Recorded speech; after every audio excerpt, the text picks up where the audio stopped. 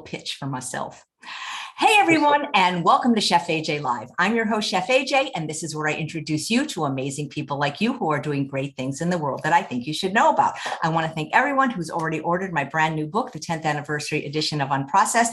And if you order it before midnight on Sunday, April 3rd, we will send you almost $100 worth of bonuses. I will put that in the chat and in the show notes and let you know how you can get the audio version before it comes out on Audible, and many private cooking classes with me. And I thank you so much for your support. My guest today is Dr. Nathan Bryan, and he is considered by many people to be the world's leading expert on nitric oxide. And we are going to learn all about functional nitric oxide nutrition today. Please welcome him to the show. I'm so happy you got the memo about what color we were both going to wear today. Right. Well, I can tell you it was rushed. I just landed from a flight from Vegas. So yeah, this was my flight gear. So we match. We're in sync.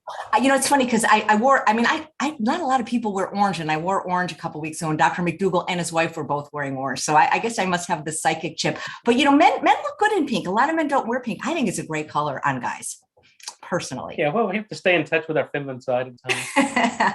So a couple of weeks ago, I did my 900th show, and my guest was Dr. Esselstyn and his wife, Ann, and he started talking about nitric oxide. And it was a little bit over the head of me and a lot of the viewers. And I know that this is like your life's work. And so, well, right. Why are you so interested? First of all, what is it? And why are you so darn interested in it? Well, you know, it's now recognized as one of the most important molecules produced in the body of humans. In fact, all mammals. I got interested in this back in the early 2000s when I was a student at LSU School of Medicine, working on my PhD in molecular and cellular physiology. So nitric oxide, a Nobel Prize had just been awarded for its discovery. We knew it was important, but there was still so much we didn't know about this molecule. In fact, how it's made in the human body, what goes wrong in people that can't make it, what are the consequences of that? And then at that time, there was no therapeutic strategies known to restore nitric oxide. So that became my life's work. And that's what I've been doing for the past 22, 23 years now. Oh, that's so interesting. They call it the magic molecule, don't they? They do. You know, it is somewhat magical. You know, magic means that there's no science. It can't be explained. So years ago, it was considered magical. But today, you know, the science is very well elucidated. But it's a gas. It's produced in the lining of the blood vessel, and it's a signaling molecule. So it's how cells in the body communicate with one another. It regulates blood flow and oxygen delivery. It's important for cognition and our immune function, especially over the past 2 years. We've learned how important nitric oxide is for fighting respiratory viruses, including the coronavirus. But, you know, what we found is that the older you get, the less nitric oxide you make.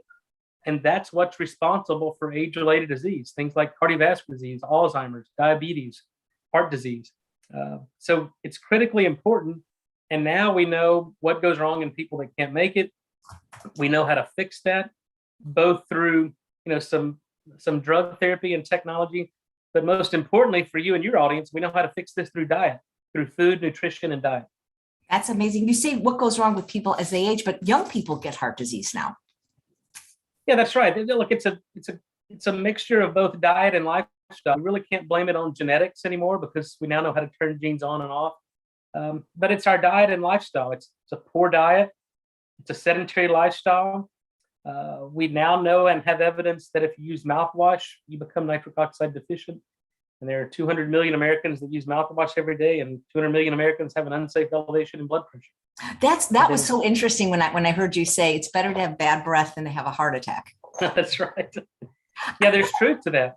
I never understood mouthwash. I personally find it disgusting. I've never used it with a couple of exceptions. You know, when you get your teeth clean on the very last swish, they give you a little cup with a tiny bit of mouthwash. I figure twice a year, it's not going to kill me, but mouthwash seems so incredibly unnatural. Look, it's just like overusing antibiotics. I mean, the bacteria that live in and on our body are there to do important things for us as humans. It's a true symbiotic relationship. So just like if you take antibiotics, it kills the microbiome and the bacteria in the gut. If you use mouthwash, it kills the bacteria and the microbiome in the mouth. And there are serious consequences of that. We and others have published that if you use mouthwash, your blood pressure goes up. If you use mouthwash, you lose the protective benefits of exercise.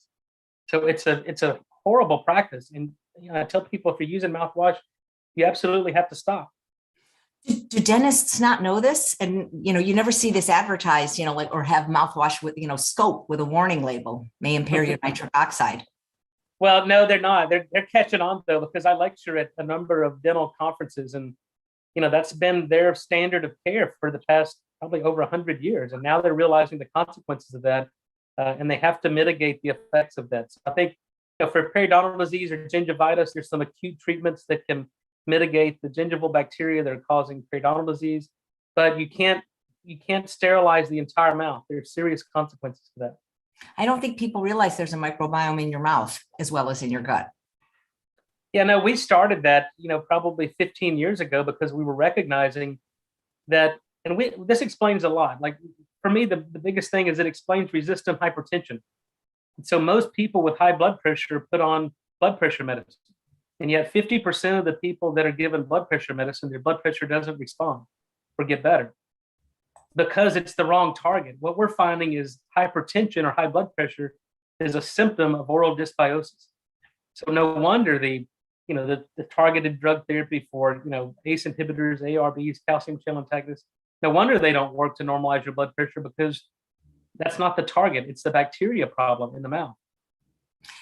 That's really something what you said, that a mouthwash negates the effect of exercise. Because I do spinning for an hour, and it's like, I would hate to think that would like undo all the positive effect just by rinsing my mouth with mouthwash. Well, people have good intents. I mean, we try to do the best for our health and fitness, right? But I think people just don't realize it just because the information's not out there. But yeah, if you eat a plant-based diet, a raw diet, a vegan diet, but yet you use mouthwash, you lose the benefits of that. Similar, if you're exercising, you use mouthwash, you don't get the benefits of that. Right. I wish more people would know this, because that was really, for me, it didn't make a difference because I wasn't using it, and I wasn't using toothpaste with fluoride, but my husband was. And I was like, it was, thank you for hearing you talk on Rick Esselstyn's podcast. I said, I basically just threw his mouthwash out, Yep. Yeah. And the other thing is fluoride toothpaste. Fluoride's a neurotoxin, it's an antiseptic, and it, affects your thyroid function. So you have to stop using fluoride toothpaste, and there's fluoride in municipal water. So I encourage people to get a home filtration system to remove the fluoride from the water they're bathing in, they're drinking in, they're cooking their vegetables in. It's horrible. It's horrible for your health. So what kind of filtration system are you recommending? So the Berkey isn't enough for removing the fluoride? Well, you really need to get a whole house system that filters all the water coming in, that you wash your clothes in, that you bathe in, that you all that. But there's some really good systems out there. I use a company called pH Prescriptions out of Florida. They have some pretty cool technology that removes not only, chlorine and fluoride, but, drug metabolites that are found in municipal water. But it just cleans it up, because there's nothing more important than good water. Yeah, thank you so much. Kathy says, what about brushing your tongue? Is that okay as long as it's not fluoride toothpaste? No, that's right. So the bacteria that we're most interested in, the ones that are affected by the nitric oxide production on the dorsal part of the tongue, kind of near the gag reflex. And so you can brush your tongue. I encourage you to brush your tongue, but just don't gag yourself. Don't go all the way back. But we've also done tongue scraping. We've done studies in tongue scraping. We find that people that scrape their tongue once or twice a day seem to have lower blood pressure than those that do not. So we think, and we can rationalize this, because you're increasing the diversity. When you clean up the landscape, it allows some other bacteria and the increased diversity, and allow the good guys to flourish and keep the bad guys at bay. That's really fascinating. My blood pressure is on the low side. So is it better that I don't scrape? Well, the human body is a remarkable organism in that it always will regulate your blood pressure. But typically people that have really low blood pressure, it's a sign of, a thyroid disorder, hypothyroidism. I actually have that. You're very smart. So thank you so much. So we have a question from Becky, who's watching live. How do you increase nitric oxide? A very good question. And so the answer is you have to do two things. Number one, you have to stop doing what disrupts nitric oxide production. So as we mentioned, you have to stop using mouthwash, stop using fluoride. If you're on an antacid, you have to get off antacids, because those three things shut down nitric oxide production. So once you do that, then you can start doing the things that have been clinically proven to restore nitric oxide. So number one, moderate physical exercise. We have to move. That stimulates nitric oxide production. Throw in some more green leafy vegetables that are enriched in nitrate, and don't boil them in water because those nutrients come out in the water. So it's best to eat them raw or in a smoothie or steamed. And then the other is, sauna, get some sunlight or, some infrared light therapy. And then when all else fails, we have some safe and effective nitric oxide product technology on the market. Yeah. So I have TMJ. So having greens raw is really hard for me. So I steam them, but I always drink the water. Does that help? No, when we do the extractions, that's exactly what we do. We boil the vegetables. We cut them up into small pieces. We boil them, and that's how we extract the water soluble nutrients out of there. So yeah, you're getting a lot of the water soluble nutrients when you drink the water. When people boil their vegetables and just drink the vegetables, most of the nutrients, at least the water soluble nutrients, are left in the water. So you should always drink the water and cook your vegetables.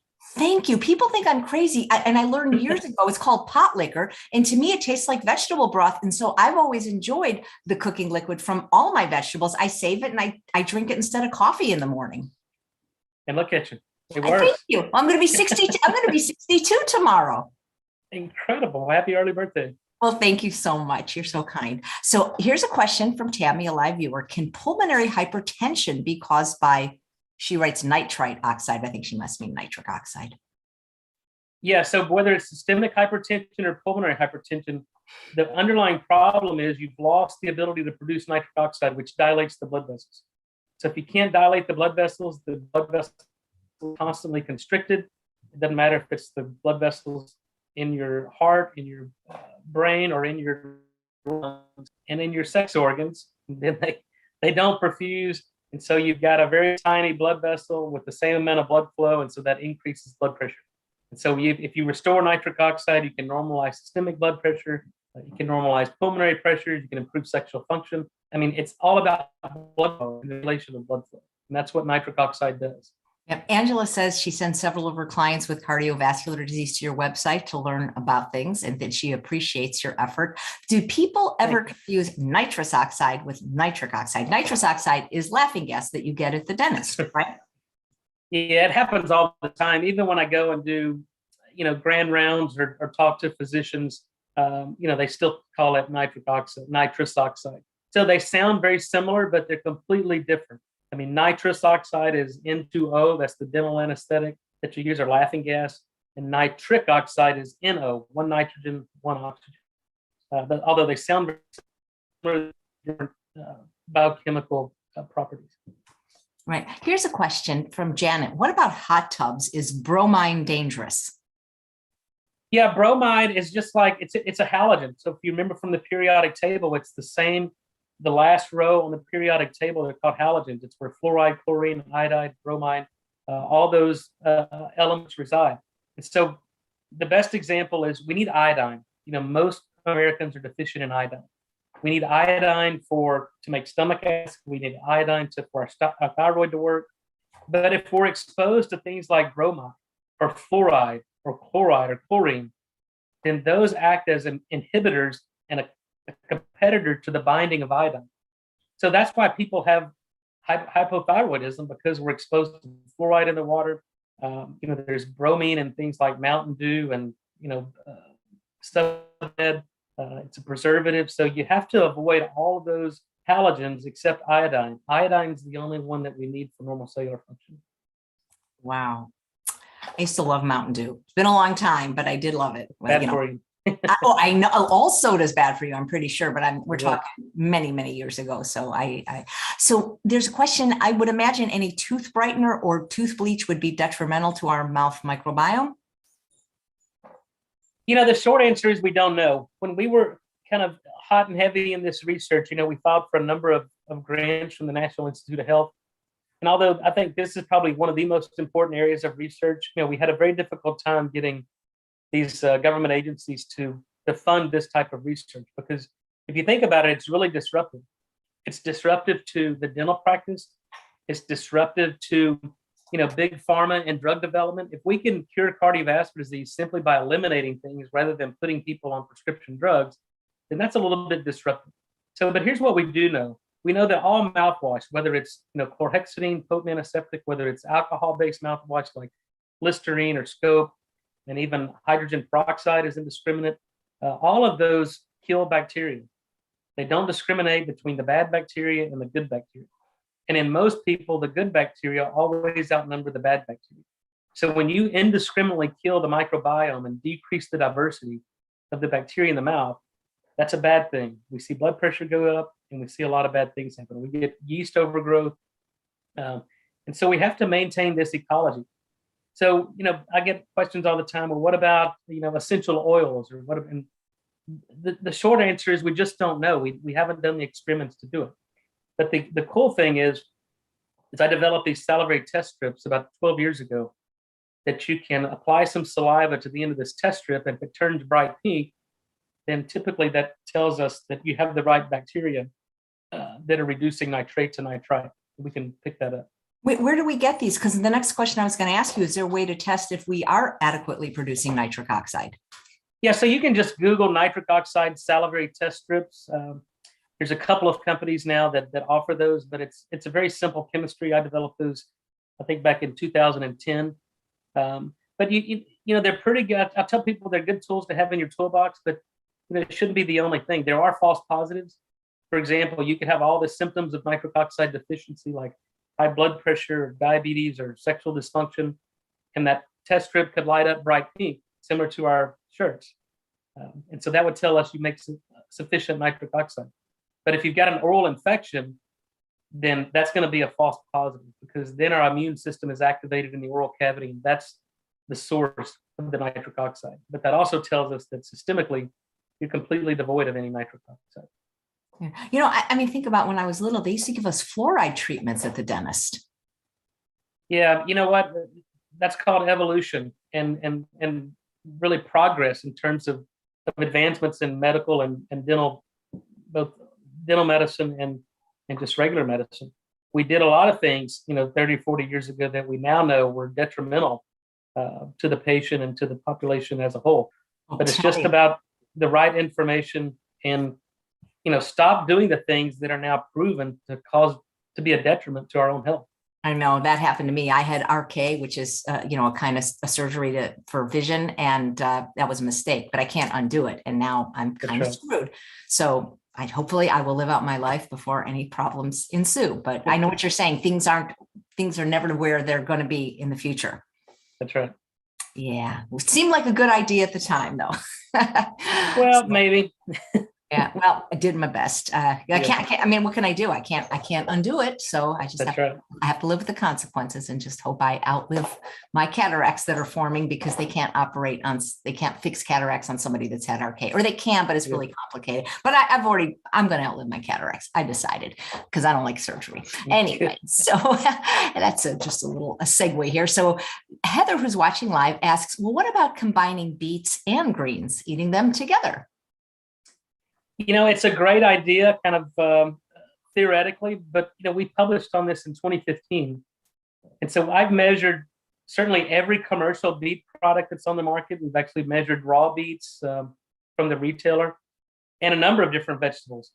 And what we find is there's as much as 100-fold difference in the nitrate content in vegetables, the same vegetable, whether it's the same beet, whether it's grown in Dallas, Los Angeles, or New York, and it's the same with broccoli. There's lettuce.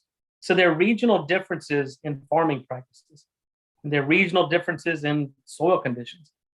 And so the nutrient density of all these vegetables, including nitrate, which is what we focus on, there's no guarantee that if you eat beets or kale or spinach, that you're going to get enough nitrate in that one vegetable or one serving to produce enough nitric oxide to begin to normalize your blood pressure. That's the problem, because we thought if we could change dietary guidelines, because the question was, okay, if all I had to do was eat a certain amount of celery or broccoli in one serving, it would generate enough nitric oxide to normalize my blood pressure where I wouldn't have to get on blood pressure medicine, how much would that be? And the answer is we can't make those recommendations, because it depends on where you live, how the vegetables are grown, whether they're organic or conventional. So it's a guessing game. And so I think it's good. There are a lot of other nutrients that you get from eating vegetables. We just happen to focus on the nitrate content because that's what's required to make nitric oxide. So there's no way of knowing what we're eating, the nutritional value. No, in fact, there's data showing from the 1940s, there's as much as a 90% reduction in all trace minerals and nutrients in the foods we eat, the vegetables that are grown. We're feeding a growing planet, and we have to, increase the efficiency of production, and with increased efficiency comes decreased nutrient density. But it's still better to eat vegetables and fruits than eating, say, processed food, right? No doubt, no doubt. So, the good thing is these things, what's missing in the diet, we can easily supplement. What's present in processed food, it's hard to detox from. So I tell people it's still important to eat clean diet and throw in a lot of good vegetables, because you're getting a lot of fiber and a lot of other nutrients in there. And then, the best way, really the only way to tell, is to do a blood lab and do a micronutrient analysis and figure out, okay, what are we missing? Because you need certain nutrients in your body in order to be healthy. Right. So eating this or drinking this, no difference, not going to help. I don't recognize those brands, but typically those don't do anything, especially the chips, because the drying process destroys a lot of the nutrients in that. The powders, depending on where they source the beets, the drying process, 95% of the beet powders out there have no nitrate in them. They do nothing, except turn your poop and pee pink and cause a little bit of anxiety. Yeah, but the chips do taste really good, I gotta say. Yeah, and especially for travel, I love them. Yeah. Dee Dee says, are there homemade concoctions you can use to brush your teeth instead of having to buy expensive organic toothpaste? Again, probably, but we just don't have the data to definitively say yes. I use a fluoride-free toothpaste. It's not that expensive, but it's I use a brand called Himalayas. I don't have any financial interest in them. It's just I've tested a lot of and tried a lot of fluoride-free toothpaste, and I like some better than others, and it doesn't appear to affect my oral microbiome. And it's pretty inexpensive. Thank you. Heather wants to know, is seltzer water dangerous? Seltzer water, typically that's just like an Alka-Seltzer. Typically that's just sodium bicarb. But I think she means like club soda, maybe, if I understand the question correctly. Let's see. Seltzer water. Yeah, just like bubble water. Seltzer water, yeah. Water. Yeah. Carbonated water. Yeah, I don't, again, in terms of the oral microbiome, we don't know, but anything that alkalizes. So periodontal disease and a lot of oral issues occur when the salivary pH gets too acidic. So if you use, sodium bicarb to alkalize the oral cavity, or most carbonated drinks are acidic, though. So I'm not sure how that would affect. But, the best way to tell is use the test strips and eat, some spinach or eat some green leafy vegetables, and then 90 minutes later, test your saliva. If 90 minutes after eating a vegetarian diet or a meal, you don't turn the test strip pink, then you've got some problems. Interesting. Even though you talked about supplements, it's supplementing like a crappy diet. That's not going to really help, is it? Like if we just eat McDonald's and take, nitric oxide supplements, that's not going to give us health. No, but what the data tell us that if you're going to eat a really bad diet, you absolutely need nitric oxide, but it's not an excuse to allow you to eat that. So, my philosophy is people get sick for two reasons and two reasons only. It's their body's missing something that it needs, or it's exposed to something that it doesn't need. And when you eat a McDonald's type food, number one, there's no nutrients in it, so you're becoming nutrient deficient. And then two, there's so many chemicals in there that are bad for you. You're exposing yourself to toxic chemicals that your body at some point has to get rid of. Wow. You mentioned mouthwash, fluoride, antacid, antibiotics. Are there any other drugs that are unfavorable to our nitric oxide production? Yeah, what we found was that chronic statins, so these cholesterol lowering drugs, if you use them over time and you get your cholesterol below 200, which unfortunately is the target every cardiologist or every primary care doctor is trying to get, then you prevent the binding of the nitric oxide synthase enzyme in the cell membrane. You need cholesterol to tether these proteins and these signaling cascades to the membrane. And without sufficient cholesterol, then you get a breakdown of the cellular membrane. cells leak, and there's clear evidence now that there's people that have been on statins for a number of years have an increased incidence of diabetes, type 2 diabetes, insulin resistant, because it's disrupting the cell signaling cascade. Now even some evidence of cancer because it's disrupting the mitochondrial electron transport chain, because we need cholesterol to maintain the integrity of cell membranes. We need cholesterol to make sex hormones, testosterone, estrogen. We need cholesterol to make vitamin D. If you get your cholesterol below 200, you can't make vitamin D. There's an epidemic of low vitamin D. You become hormone deficient. You can't make estrogen. You can't make testosterone, and your body cannot heal. I think that's probably the most overprescribed drug in the U.S. besides proton pump inhibitors. Yeah. What effect does breathing have on nitric oxide production? Breathing is one of the ways that our body makes nitric oxide, but it's also dependent upon the function of the enzyme. So maybe I'll take a step back. There's an enzyme in the lining of the cells that line the blood vessels, and that enzyme is called nitric oxide synthase. And I'm not going to bore you with the complex biochemistry, but that enzyme has to be functional. So when we begin to exercise, it turns that enzyme on, and that's what stimulates nitric oxide production. You can also do nasal breathing, deep breathing exercise, and that stimulates that enzyme. But the enzyme is now in epithelial cells of the airway instead of the endothelial cells. And if that enzyme is functional, when you take deep breaths, it generates nitric oxide. You can deliver the nitric oxide gas to the lungs, dilate the pulmonary arteries, reduce systemic blood pressure. But just like the older you get, the less nitric oxide you make in your blood vessels.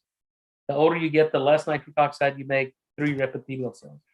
And so you can actually measure this. We can measure exhaled nitric oxide in young kids, middle-aged, and in older people, even though they're breathing through their nose and doing deep breathing exercises. The older people make far less nitric oxide than the younger people. So we have to restore the function of that enzyme. You say you can measure it, but like I've never gone to a doctor or a dentist that's ever even said those words to me. So who's doing these measurements? Because I love getting tested for things like this. Well, there's a gas phase ozone. It's a nitric oxide analyzer that measures nitric oxide in the gas phase. If you go to a pulmonologist or a respiratory therapist, a lot of times they will measure, kind of the expiration rate and functional capacity of the lungs. Sometimes they'll have a nitric oxide analyzer there.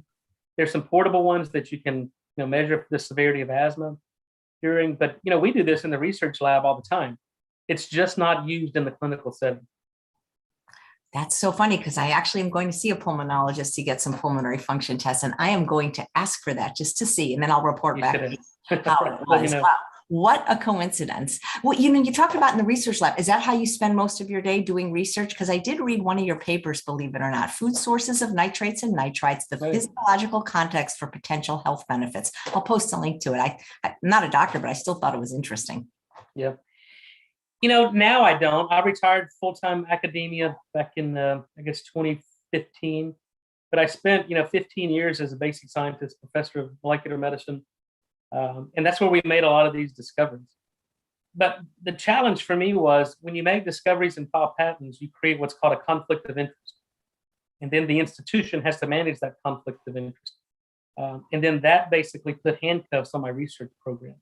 So to me, at that point, it was more important to see my discoveries and research see the light of day in terms of product technology, drug development, changing healthcare, changing public policy, than spending more time in the research lab fighting the battles of bureaucracy. And so I moved away from that, and now I still do research, but I've got everything set up at my home rather than a research lab at the Texas Medical Center. Nice. What about things like sunlight and hydration? How are they important to nitric oxide production? Well, hydration is critically important, but it's only important if it's hydration with good, clean, fluoride-free water, right? We can toxify ourselves by drinking municipal water. We need water. We need hydration to get the good stuff in and get the bad stuff out. Sunlight is critically important because we know that there's certain wavelengths of light, both on the ultraviolet side of the spectrum, that are important for nitric oxide production, and the near infrared, kind of the red light, the red spectrum of light that can release nitric oxide down to metals. And that's why people that live near the equator have much lower blood pressures than people who live, for instance, in Scandinavia or up near the Arctic. because the amount of time spent being exposed to sunlight releases nitric oxide and lowers your blood pressure. Those that don't get enough sunlight not only have low vitamin D, but they have low nitric oxide and higher blood pressure. That's interesting. So where you live matters, apparently. That's right. Wow. So does exercise stimulate the production of nitric oxide? If so, does it matter what kind and how much we do? Well, it's supposed to. And, there's a lot of published data out there showing that your ability to produce nitric oxide actually predicts your exercise capacity.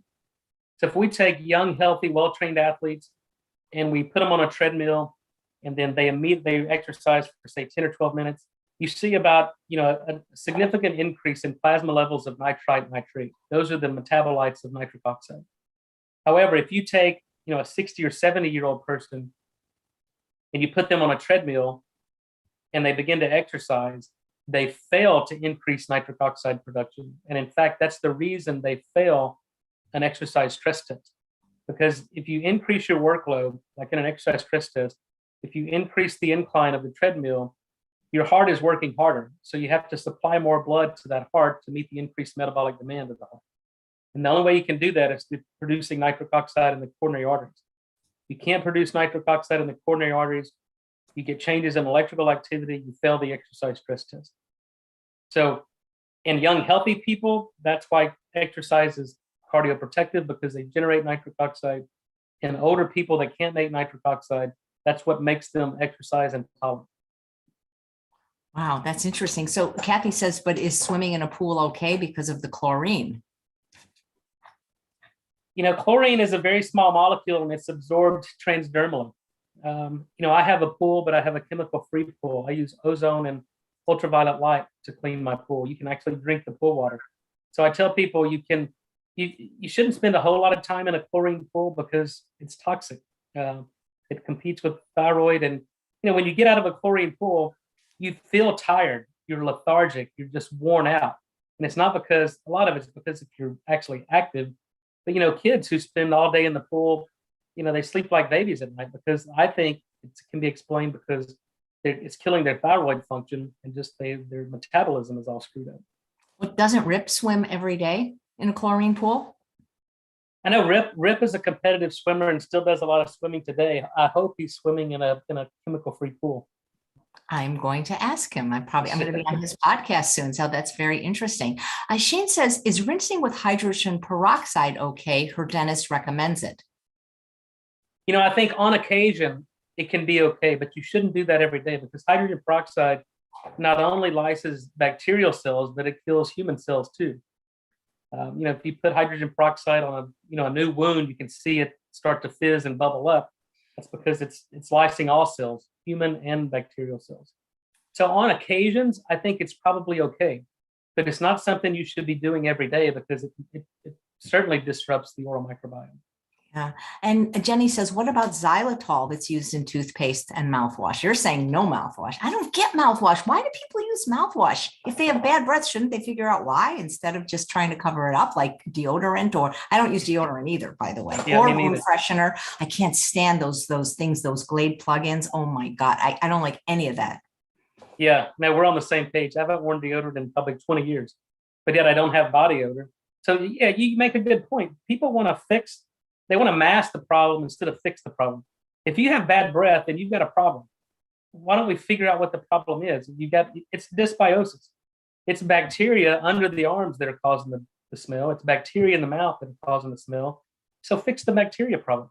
You don't fix it by killing everything and then allowing yeast and mold and overgrowth there. But yeah, you have to. So getting back to the question, xylitol, I think there's some pretty good published studies on xylitol being kind of a prebiotic and allowing the good bacteria to flourish.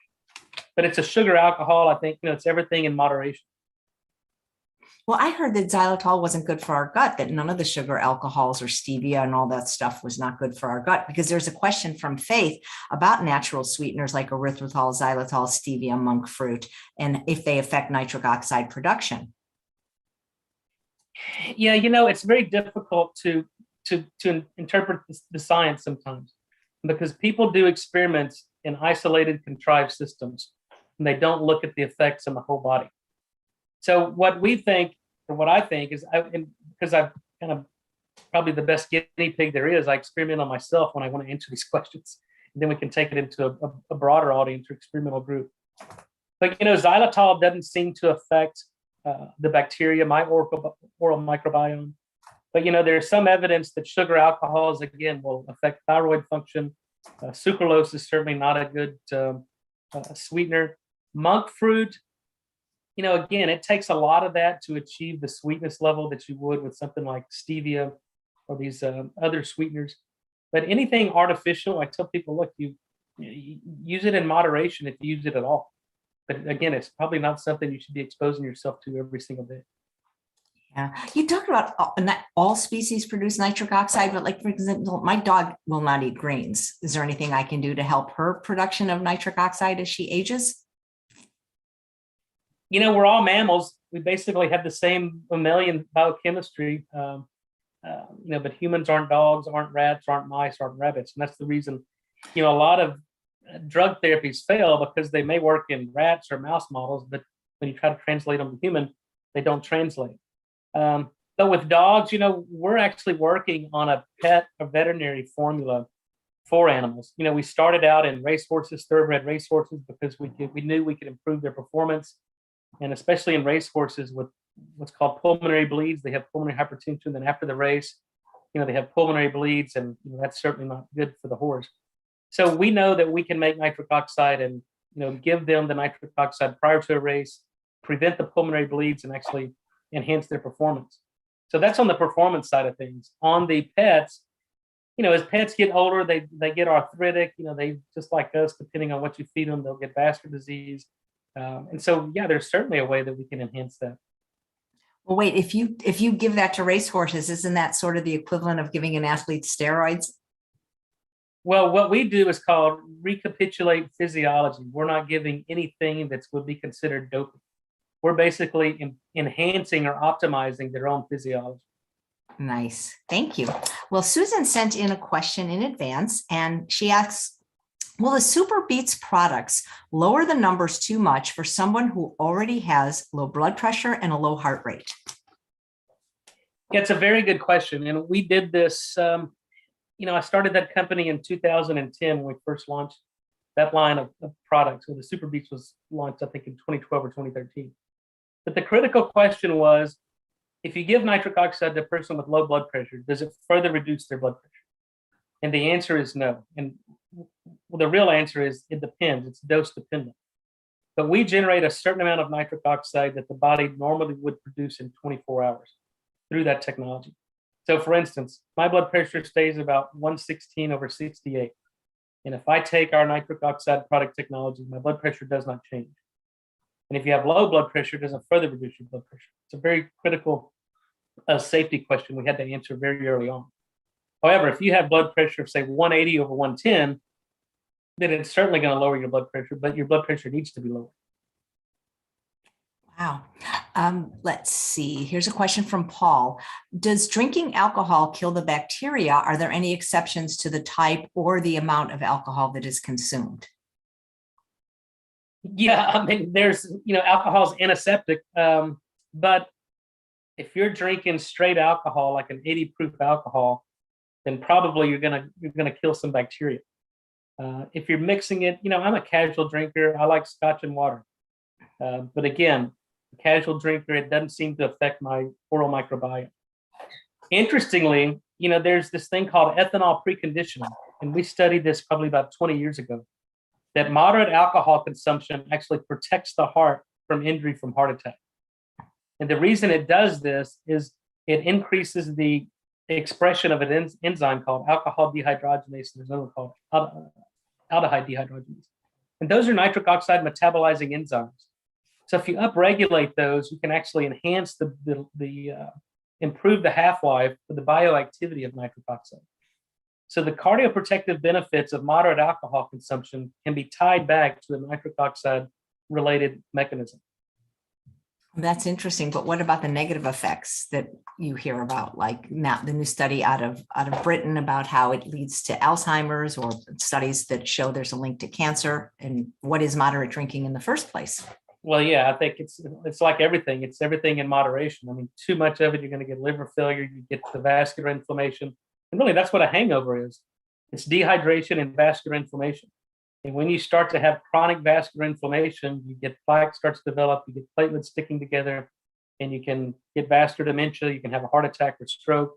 So then there's a certain level where you basically supersede the protective benefits, and then you start on this slippery slope of the devastating effects of alcohol. Right. Susanna wants to know, and by the way, Susanna, thank you so much for the birthday card. Does Dr. Bryan have a book out, or are you considering publishing one? The information is amazing. I have a couple of books. The earliest book was called The Nitric Oxide Solution that I published back in 2011, 10 or 11, I think. My latest book is called Functional Nitric Oxide Nutrition.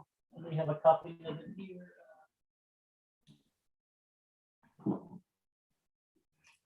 Functional Nitric Oxide Nutrition. Is it on Audible? I believe it is. I think you can get it on Kindle. And then I'm working on a book deal now with my agent. So we'll have a new book out that'll really tell, the story of bringing nitric oxide to life, from the history of the discovery of nitric oxide, from how we figured out how to make a solid dose form of a gas that you can actually productize and have an effect in humans, onto kind of what we see as the future of healthcare and nutrition over the next 20 or 30 years. So we hope to have that book published and out by the end of the year. Great, thank you. Well, you can come back on the show when it's out, and we'll ask people to buy. Yeah, thank you.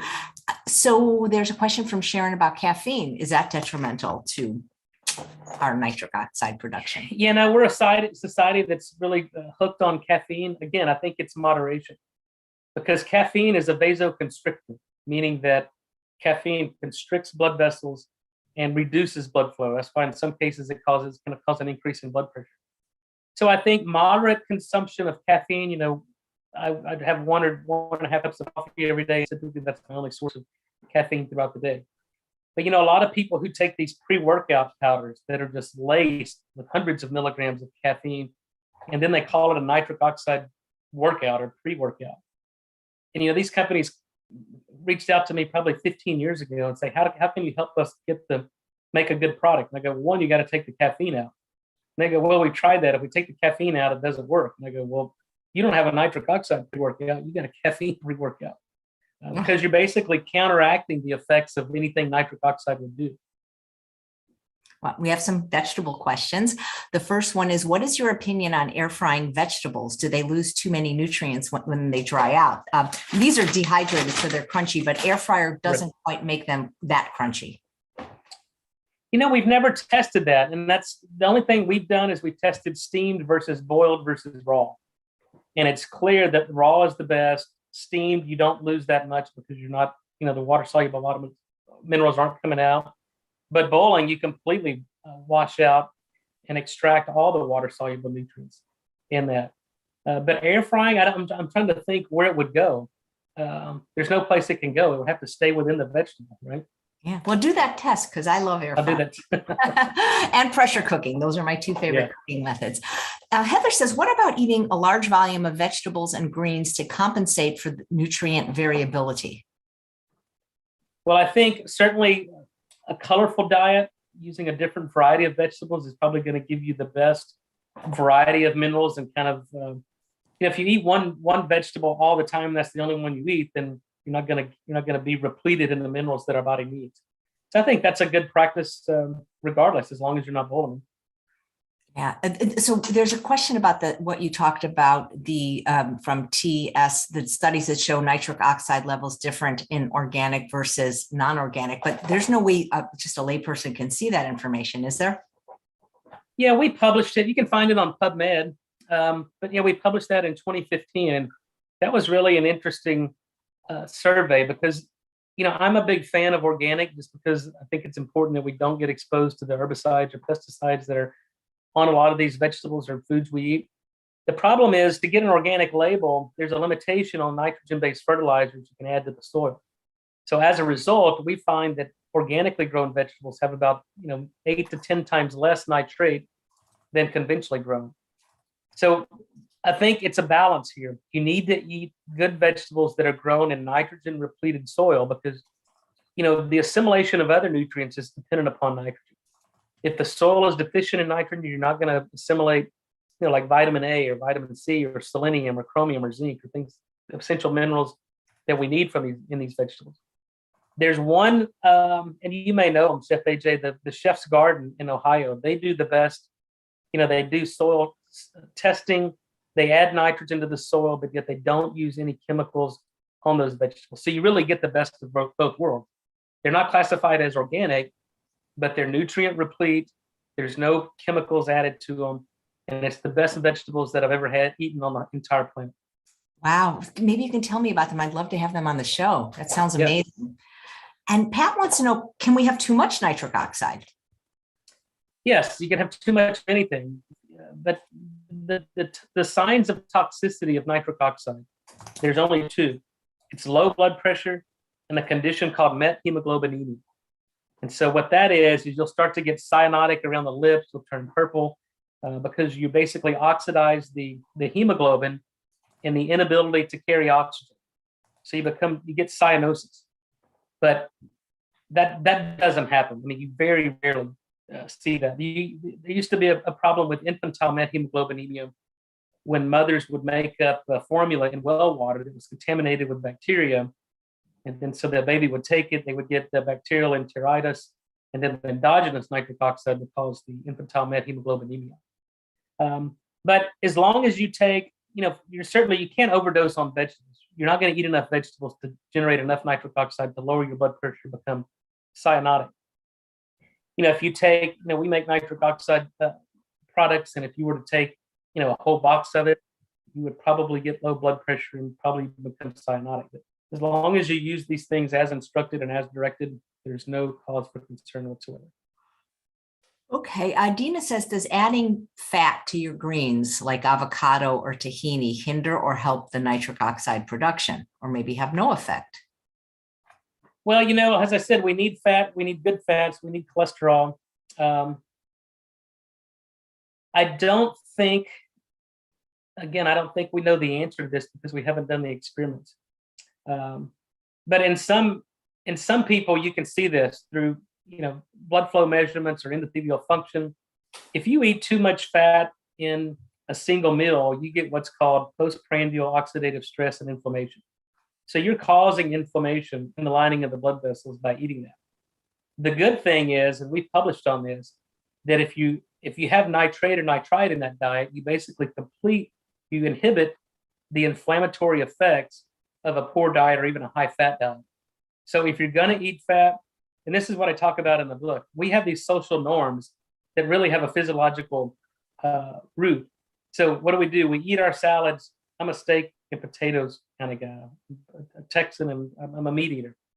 But I always eat a salad before my meal. So what happens is by the time that steak comes and I digest that steak, the nitrate and the nitric oxide that comes from eating my salad is then mobilized and protecting the lining of the blood vessels from that fatty meal that I may be taking thereafter. So the point is, if you're going to eat fat or a fatty meal, then you almost have to have some vegetables with it, ideally prior to it, because it takes time for this to be metabolized and active in the body. Then you can prevent or mitigate the inflammation from a high-fat diet. Thank you. So here's a question. How about drinking an occasional fresh pressed juice? Because you said chewing is important. Dr. Esselstyn says that too. Well, the masticating the food is really good, but it also, allows for a certain resident time in the mouth for these bacteria to do their job. So when you're just drinking something, there's no resident time in the mouth. It goes directly through the esophagus and the stomach. The beauty of how the human body is designed is that it always recirculates these minerals back in our salivary glands. So if you're drinking a pressed juice from vegetables, 90 minutes after you consume that, the body concentrates that nitrate in our salivary glands. So for the next 5 or 6 hours, we salivate. That gives the bacteria time to reduce that nitrate to nitrite nitric oxide, provided those bacteria are present. Thanks. Would chewing herbs such as mint, parsley, or cilantro be beneficial to producing higher levels of nitric oxide? Only if you have the right bacteria. in the oral cavity. If you're using mouthwash, you can do that till the cows come home, but you're never going to get any nitric oxide being produced because humans don't have that enzyme. We're 100% dependent upon the oral bacteria to do that for us. Great, thank you. And Kathy says, are you friends with Dr. Esselstyn? I am. We've known each other for a number of years. I was on Rip's podcast, I guess, a couple of years ago. And so Dr. Esselstyn and I, used to have fun conversations about once a week just to discuss things. He's a remarkable man that's made a huge contributions to medicine and cardiology. But I think we've been able to explain a lot of his observations on his patients. Because, in many cases, and he's published on this, he's taken people with severe coronary artery disease and kept them from having surgery and just put them on a plant-based diet and basically cured them of their cardiovascular disease, get complete plaque regression. But there are other patients that he did the same with minimal effects. And I go, well, did you ask those patients if they were on mouthwash? And he goes, I've never thought to ask that question. So now, obviously, that would explain why some people got better on a plant-based diet and why some people didn't. The other is antacids, because if you're taking mouthwash and you're taking antacids, you will not get the benefits of a plant-based diet. The evidence is very clear. So people are asking what's better, Tums or proton pump inhibitors? Again, I say get to the root of what's causing your GI problem so you don't need any of it, because that stuff can be improved. Yeah, well, proton pump inhibitors are not the answer. I mean, there's clear evidence now that people who have been on those for 3 to 5 years have a 40% higher incidence of heart attack and stroke. So the observation are there. It causes heart attack and stroke. The mechanism is clear because you're shutting down nitric oxide production. Tums, from what I believe, I've never taken Tums, but I think it's just sodium bicarb, which then alkalizes the lumen of the stomach. But gastric reflux is a symptom of insufficient stomach acid production. So physiologically, it makes no sense to give an antacid because we need stomach acid to break down proteins into amino acids. Without stomach acid, we can't break down proteins into amino acids. So then what happens, you get these peptide fragments that are delivered into the gut. The body sees it as an antigen, and then you develop an immune reaction to it. And that's the whole basis for food allergies. When I was a kid, we didn't have classmates that had milk allergies or peanut allergies. All this is new. The reason is when a pediatrician, when a baby throws up, take them to the doctor, they put them on an acid. So now when they drink milk, they can't metabolize the milk, they develop a milk allergy. Or they eat peanut butter, they can't digest the protein of peanut butter, they develop a peanut allergy. So you cannot not have stomach acid and allow the body to do what it's designed to do. The antacids are some of the worst drugs in the history of medicine. What about simethicone? Like there's something called Gas-X, which isn't an antacid. It's used for bloating. Have you ever heard of it? I have. I've never used it. We've never studied it, so I couldn't comment. Well, you need to get back to work. I'm just kidding. Got a lot to do. I'm just kidding. I'm teasing you. Okay. Lisa says, how much of our nitric oxide production is in the mouth and how much by the endothelial? Well, what we're finding is that it's difficult to quantify what comes from each. But what's clear is that one can compensate for the other. So for instance, when we're young, kids can get away with eating an unhealthy diet because they have good endothelial function. But the older you get, the less nitric oxide you're making from the enzyme. So the older we get, the preponderance of nitric oxide we're making comes through our diet and our salivary glands and what's produced by the oral bacteria. But what's clear is if you have endothelial dysfunction, you don't eat a good plant-based diet, or you're using mouthwash or antacids, then that completely shuts down nitric oxide production. You get sexual dysfunction, you get high blood pressure, you get onset of cardiovascular disease, you get vascular dementia, you get Alzheimer's, you get all the age-related chronic diseases you get can be explained by a loss of nitric oxide. So I think it changes over time. When we're young, obviously most of the nitric oxide comes from the vascular endothelium. The older we get, I think it should be a balance. I think, I'm 48, but I have the vascular age of a 24-year-old. And so I think I have a pretty good balance here. I don't use mouthwash. I throw in some green leafy vegetables, but I also titrate up and supplement a lot of minerals and nutrients, including our nitrate. Michelle says, have you heard about hibiscus tea lowering blood pressure? We've measured, yes. And so we've measured a lot of this. In fact, what led to a lot of the discoveries and the patents that I have was we were screening natural product libraries, things that, that in traditional Chinese medicine or Ayurvedic medicine that have been used for thousands of years. We were testing them to see if they had a nitric oxide related effect. And so we find, we can explain, we published this, I think in 2007, that a lot of the benefits of the traditional Chinese medicines, the herbs and the concoctions they put together, work because they generate nitric oxide. Hibiscus, I'm trying to think if that was, we've tested hundreds of these in there, and some are better than others, some don't do anything, and some do a lot. Lois says, what are nitric oxide supplements? Well, that's a loaded question. There's been nitric oxide supplements on the market since the late 90s. Once the Nobel Prize was awarded for its discovery, the first kind of class of nitric oxide products were positioned in the pre-workout, kind of the bodybuilding space, and they called them pumps, increased vascularity, and it was just high dose arginine or citrulline. And we know that those products don't work. In fact, in some cases, they can make the patient worse. And then, then there came the second phase of products, which were beetroot products, excuse me, beetroot powders, and 95% of those on the market we've tested don't do anything.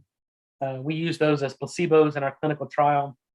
But there are some valuable nitric oxide products on the market, ones that generate nitric oxide gas. We've made an orally disintegrating tablet in several of these companies. Now, my companies have licensed those from either the University of Texas at Austin, where I was employed, and they actually own, or University of Texas Health Science Center in Houston, who owns my patents. And then since I've left academia, I've filed new patents and kind of developed a second generation nitric oxide product technology. So we have supplements, we have functional nutrition products. We've got a skincare line now that we can develop topical nitric oxide for fine lines and wrinkles, and for skincare and aesthetics. It's a game changer in skincare and beauty. Wait, does that really work? I mean, that'll work. I won't need I don't do Botox, but I'm thinking. No, we're good. Now we've got 4 published clinical trials on our topical serum with, transformative results within 30 days. God, can I be like a guinea pig? Because if it really works, I will tell everyone. Well, I'm going to send you some, and you're going to be the N = 1 experiment. No, really, because I've had nothing done. I swear, I get a lot of beautiful skin. Thank you. One of my secrets is staying out of the sun. I have my body in the sun, just not my face. You know what I'm saying? And so I wear a full coverage hat, which I did before the pandemic, which is crazy because now people think it's like a COVID thing. But it's not. It's just something. The sun is much stronger here in the desert, and my skin started a turn for the worse 3 years ago. And the doctors here, they read me the riot act. They said, this is not LA sun. And so, but thank you. But I would like to, you see that little, that we can fix that. Well, that'd be amazing, because I'll tell you, when people send me products all the time, and I'll just tell you something about me, Dr. Bryan, if I don't like something or it doesn't work, I don't say anything. But if it does work, I tell everybody. So just so you know. Well, you know what? I'm still a scientist at heart, and I want to hear the good, the bad, and the ugly, because we can't get better if we don't hear honest feedback. Well, thank you. Andrea wants to know, how much sunlight do we need each day?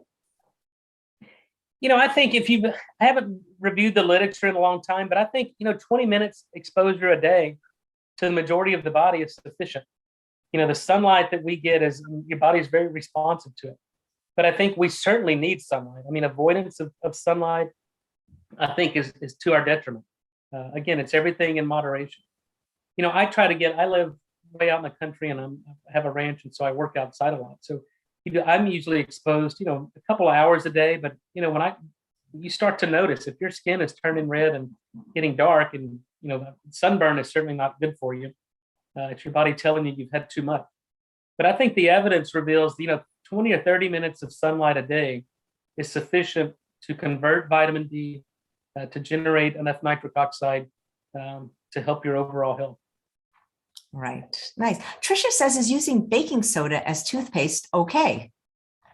Baking soda is fine. It's actually pretty good because it alkalizes the oral cavity. Most of the gingival bacteria and the caries-causing bacteria that causes cavities, they like an acidic environment. And so if you alkalize the oral cavity, then these bacteria typically can't survive.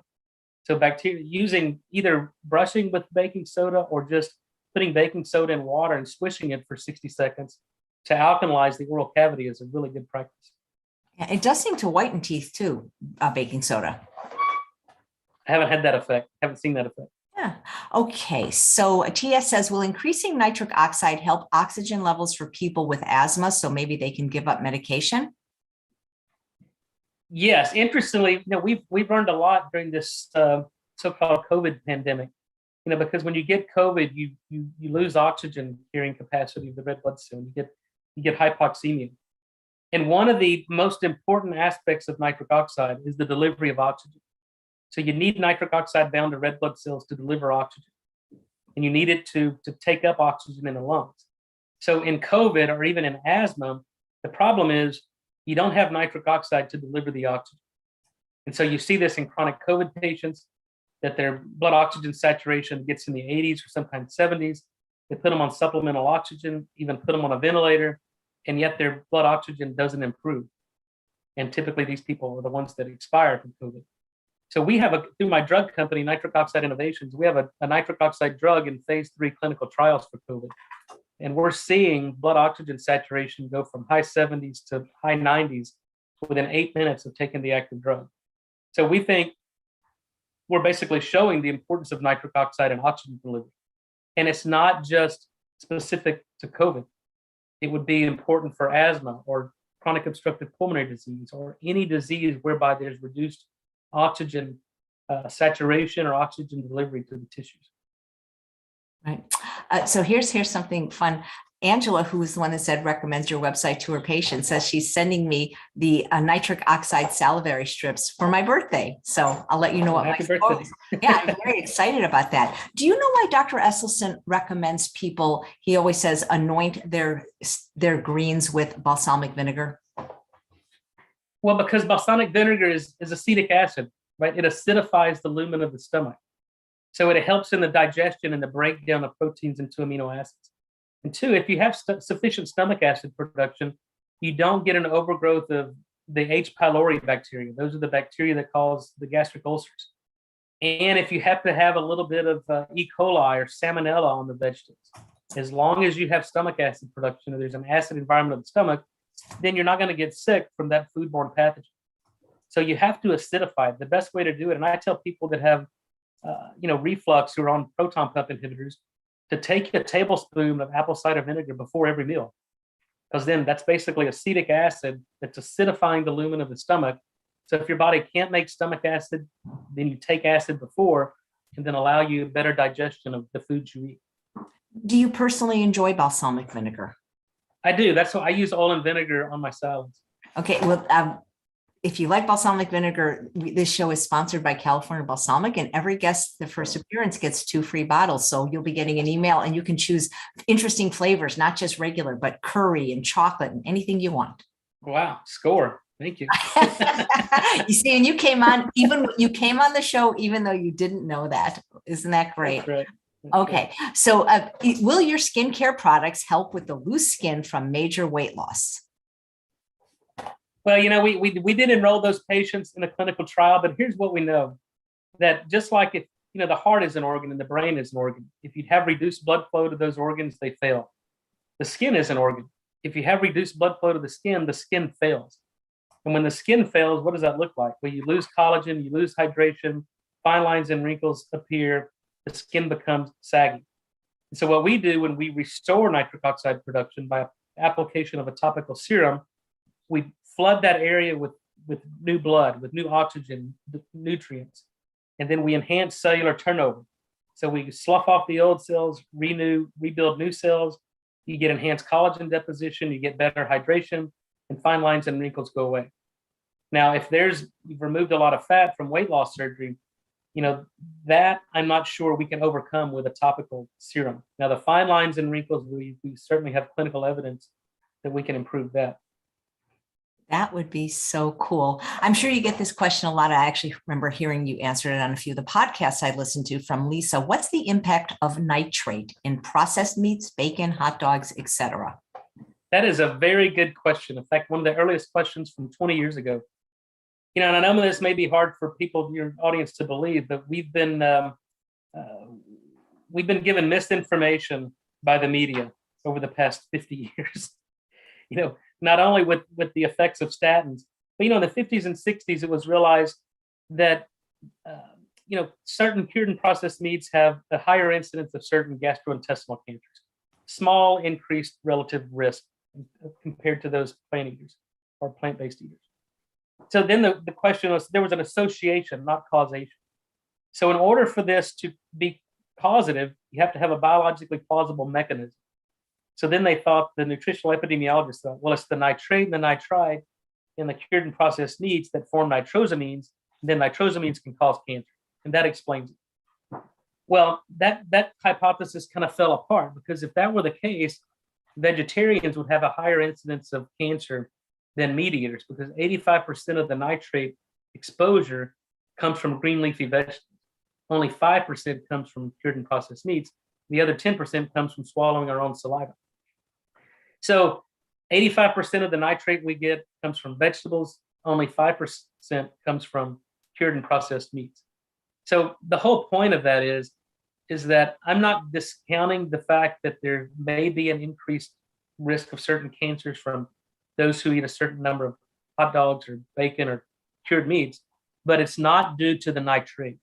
That, I think, the science is very clear. In fact, Walt Willett wrote one of the chapters in my book with Joe Lascalzo on nutritional epidemiology, and realized that it's, they got it wrong. It's not nitrate. Nitrate is cardioprotective. Nitrate is anti-cancer. Wow, that's interesting. Gina says, where can she get your skincare products? I did put a link to your website in the show notes. Well, the skincare, my job, let me preface that. My job is to provide people with information so they can make informed decisions on nitric oxide products. So, I don't like to push or solicit products on these. It's my job is to teach the public about nitric oxide so they can make informed decisions on products. But it's very searchable. I think if you search my name and nitric oxide skincare, you'll certainly find it. It's the only nitric oxide skincare on the market. That is very cool. So Gina says, is there a way to find out which beet powders work and which supplements work?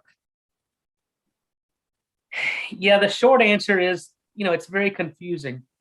But I guess the short answer is you can look for patents on beet products. I have a number of issued patents through the discoveries we've made, and we've practiced those patents in a number of products. So yeah, look for patents. It's also difficult to, we've got a number of published clinical trials on our particular products, and most dietary supplements and beet powders, don't undergo the time and the resources and the financial resources to do randomized placebo-controlled clinical studies. So we've done that on most, if not all, of our product technology. But yeah, look for patents on products. Look for products that have clinical trials on them. Look for companies that have so-called nitric oxide experts on their advisory board. They're not a company out there that claim they're nitric oxide, but I've been in this field for 20 years, and I don't know anybody that's on their science advisory board, and they've never published a single paper in the field. Right. I don't know if you know the answer to this. Is Botox and fillers equally bad? Well, again, it depends on the practitioner. If they don't know what they're doing, Botox is a toxin. It's botulism toxin. That's where Botox comes from. So you're injecting a toxin into your body. So I don't know how good of an idea that is. Fillers, they're masking the effects, right? So I think we have to take a step back and get to the root cause of fine lines and wrinkles. And it's clear in the science that it's because of reduced blood flow due to reduced nitric oxide production. There are a number of clinical cases where doctors have injected the fillers into blood vessels and caused enormous damage to their patient. So again, it goes back to the skill of the person doing that. If you've got an esthetician or a plastic surgeon that is skilled in this and has done it many times and knows what they're doing, you take your chances. But I certainly wouldn't go to some novice who's never done this before and say, we can inject you with fillers or Botox, because then the risk far outweigh the benefits. I'm so afraid. I would love it, but I'm so afraid. And I'm also afraid of looking like this. A lot of people end up looking like. Here's an interesting question. Do you have anything to say about vaporizing medical cannabis and its effect on our endothelial? Yeah, actually, the science is pretty rich, and there's endocannabinoid receptors throughout our entire body, and there's a clear link between the activation of the endocannabinoid receptors and the stimulation of nitric oxide. So whether it's through CBD-based products or endamide that's produced endogenously that activates these endocannabinoid receptors, there's a link between activation of that signaling cascade, and it's tied to nitric oxide. But again, the enzyme that makes nitric oxide has to be functional. But I tell people too, I think the CBD is the evidence is clear. It's a potent anti-inflammatory. It's calming effect, and I think for certain people, CBD has tremendous medicinal value. But for the casual user, again, I think it's everything in moderation. What about salt? Does that affect our endothelial in a negative way? Salt is a broad category, right? I think sea salts, mineral salts, where you're getting things like, not just sodium chloride, but things like potassium and calcium and, sulfates and all types of salts, I think are good.